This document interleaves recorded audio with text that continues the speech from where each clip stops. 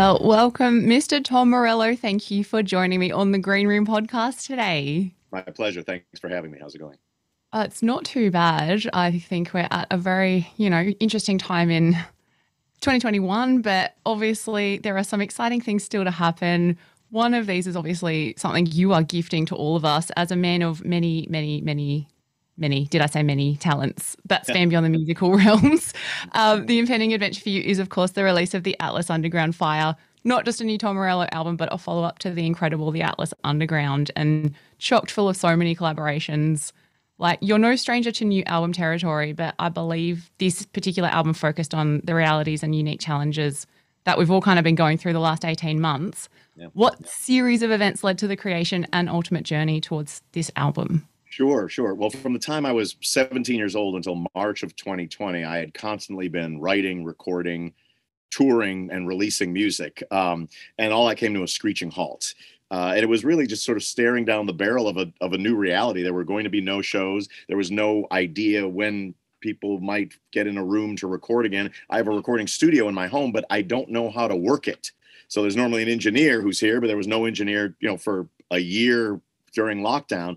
And so it really was this kind of a time of anxiety and like depression and musical drought. It just, for my whole life, I had been a musician, and now there was no music to be played. I didn't touch a guitar for about 4 months. And then inspiration came from a very, very unlikely place. I read an interview with Kanye West where he was bragging that he had recorded the vocals for a couple of his albums onto the voice memo of his iPhone. And I said, well, that's interesting. So I recorded some guitar into my iPhone, and it sounded fucking fantastic. And I started shipping out these guitar licks and riffs to different engineers and producers around the world. And during a time where I was completely alone, completely isolated in my, one-man lonely studio here, began forging this global collective of collaborators and friends.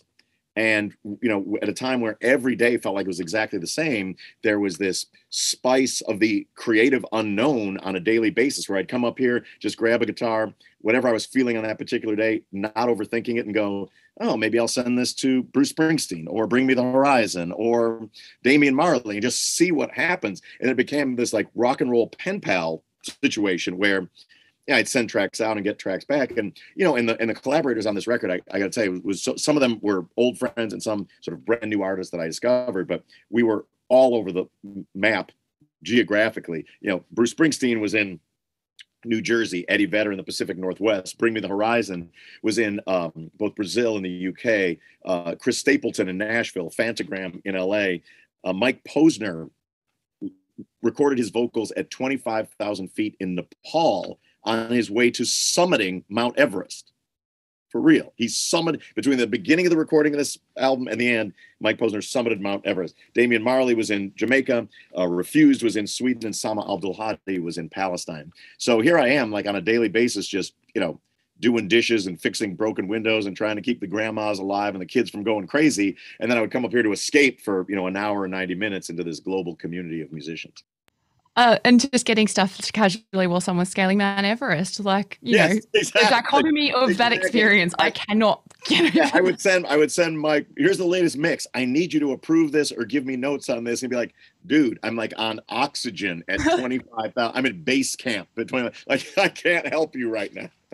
Oh, Jesus. It's like, aside from that incredible fact, it is quite poetic. I mean, you're not a stranger to collaboration. Like, this is something you have done for so much of your career, but it feels quite poignant that, particularly after we've all been so removed and disconnected, it is such an invigorating show of connection as much as it is a hell of a good time. So, I mean, you probably would never plan to release an album or make an album or do this, but hey, it worked, and something amazing's come out of it. Exactly. It really was, in some ways it was less of a creative endeavor than it was an antidepressant, and like a life raft, during this time. It wasn't like I went up and now I'm about to make an Atlas Underground record. It was like, how do I stay sane on this particular Tuesday? And one of the things that can help is I can connect with my guitar and come up here and come up with some cool riffs. And an important part of that creative process was the unexpected. Now, normally when you're like in a This is my 21st studio album. And a lot of those records have been made with like 4 people in a room looking at each other. And there's a way that that happens, and tremendous, and it's great chemistry. And I couldn't do that. I just couldn't do that. So I would just, in some ways kind of do the opposite. It was just like, here's the first 4 ideas I came up with today. Who am I going to send them to? And I just kind of either go through my Rolodex in my phone or go to Spotify and pick some new artist that I never heard of that sounds kind of kick-ass and go, hey, do you want to make a song? Do you like any of these 4 riffs? You do? Okay, riff 2, let's go. That's the song. And it was this real, just casual, like sort of roulette wheel way of collaborating that felt pretty excellent during a time where not a lot felt excellent. Yeah. I mean, imagine just randomly getting, a little email or something from Tom Morello, like, hey, I found you on Spotify. Yeah. Here's a riff. I'd be like, spam. That happened. That happened on more than a couple of tracks. Oh, I love that. I love that. And I think what's interesting about that, there is so much, like there's the whole gamut of stylistic flavors are happening here. I mean, there's electronic, there's of course rock and roll. Like I think you may have exploded the rock and roll gods with putting out the AC/DC cover. Like I think I fell off my chair and I still haven't recovered there. But of course, like there's all this original content on there as well. Like did pursuing these artists kind of influence the style you were going for, or did you have any kind of plans of what you wanted this album to be ultimately? Yeah, I love making solo records because you get a purity of vision, and I like choosing the artwork and curating the thing. But when you do a record like this, the chemistry of it's like being in it's like being in 12 different bands in a way, and the chemistry on each of the songs.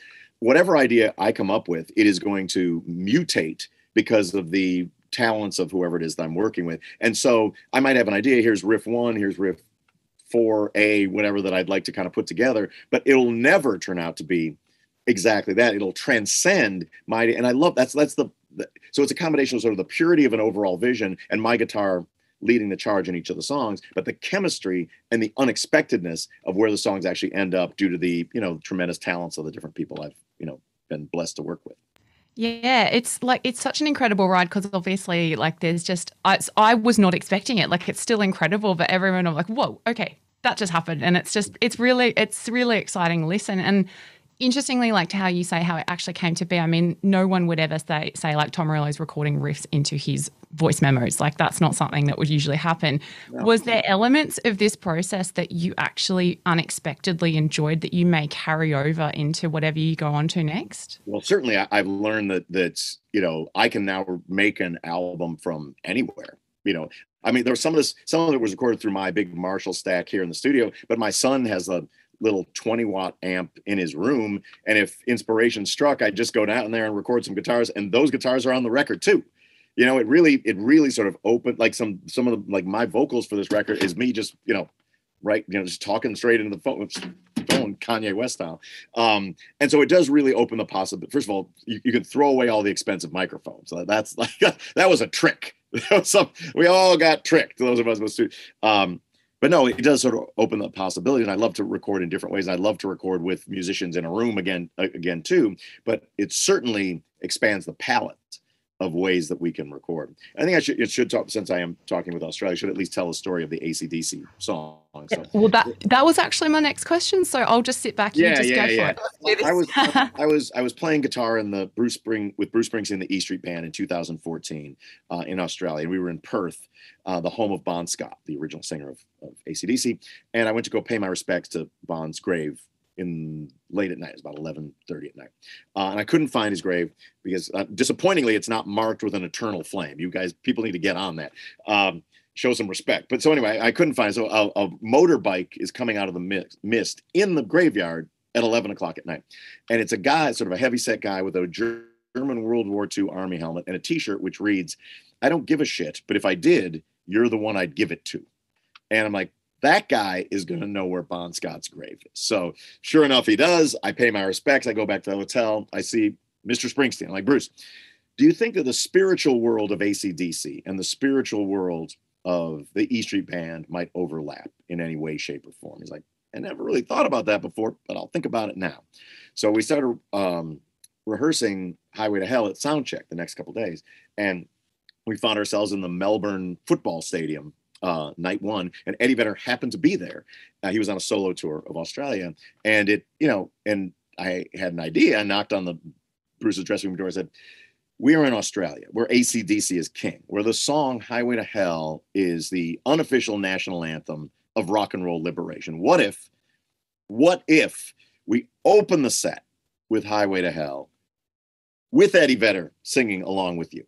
And he was like, that sounds like a pretty good idea. And we did. And it was an apex moment in the history of live rock and roll. People lost their minds. So during this time of absolute isolation, where the idea of a mosh pit or of a connection or of a stadium going crazy felt like an impossibility, I wanted to try to capture some of that lightning from that night, where it felt like we were living as turned up as people could possibly live. And, you know, so I made the track, sent it to Bruce and Eddie. Unfortunately, they were down. Two of the greatest rock and roll singers of all time, singing one of the greatest rock and roll songs of all time. I think that's what's so amazing about it is, like, everyone has been at home. I mean, I've had far too many embarrassing solo mosh parties in my living room during lockdown that has continued, and I'm not afraid to admit it, even though it's probably slightly embarrassing. But there's so much ferocity, there's so much dynamic stuff. And I mean, you've given us this live music moment without even having to have us in front of you. So I can't even imagine getting this live, like actually seeing this in person. So yeah, it's just going to blow the roof off. Like, is there any other songs on this album?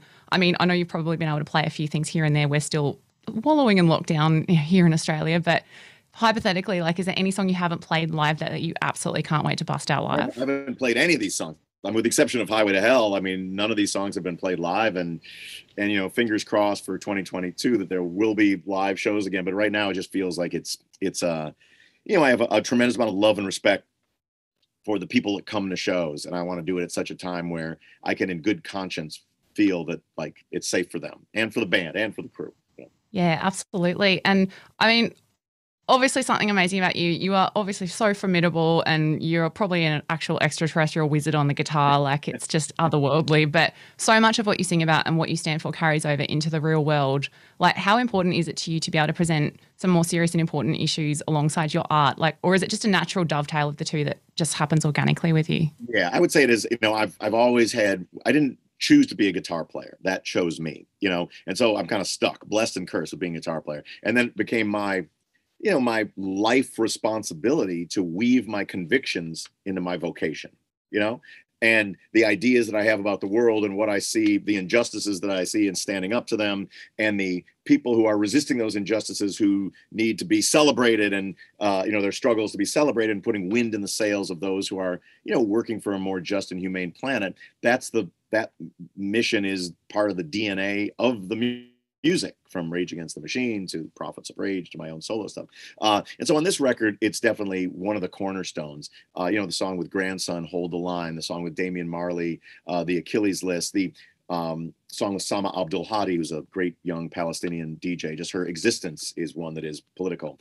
But I didn't want, in order for music to connect, it needs to be authentic. And I didn't want to pretend that the way that I felt during this time was inauthentic, because the reality is, this record is just it's a lifeline to try to get through Tuesday. You know, like, yes, I am a man. Yes, I am a guitar player. Yes, there's something beyond sort of the daily stress and fear.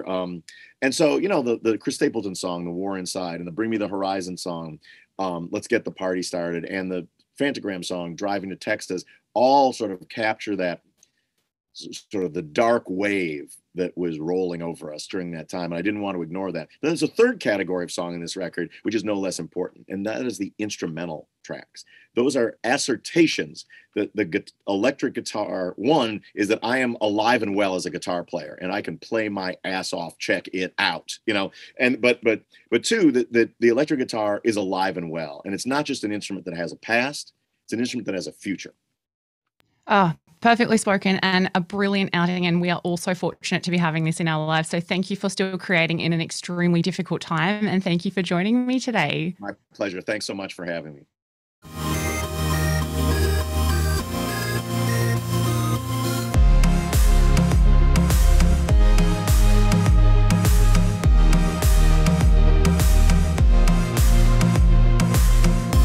The Green Room with Tiana Speter is a podcast from the Handshake Agency Network, produced by Tiana Speter and Andrew Mast, with Pharrell D'Souza and Henry Gibson providing research. Recorded and engineered by Zake Parker, executive producer Craig Treweek.